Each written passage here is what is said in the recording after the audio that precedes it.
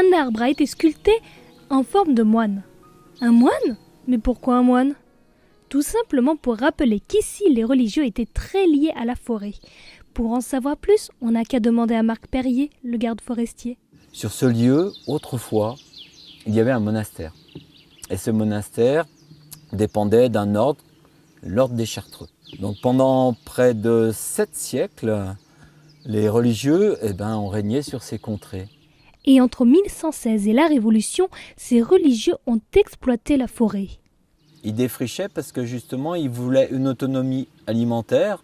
Donc le but, c'était de transformer la forêt en terre agricole. Donc en pâture, en pré de fauche pour leur bétail, et puis également pour leur culture de céréales, les légumes, etc. Le problème, c'est qu'au moment de la Révolution, les contacts qu'il y avait entre les habitants et les moines étaient tendus.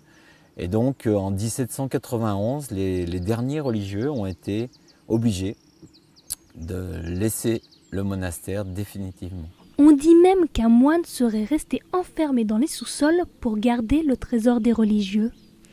Nous, on ne va pas creuser pour vérifier, mais on peut au moins aller voir ce qu'il reste de la Chartreuse au bout de cette grande étendue d'herbe. Voilà, donc on est dans la partie nord du monastère. On est à l'extrémité nord.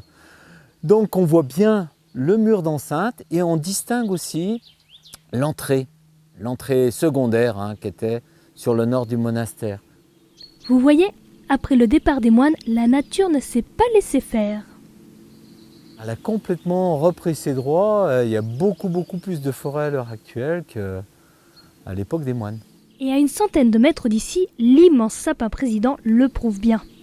Mais Marc, pour finir, vous préférez nous emmener de l'autre côté. On a des petits sentiers de découverte, des petites boucles très agréables à faire où on va avoir plein d'émotions. Suivez-moi.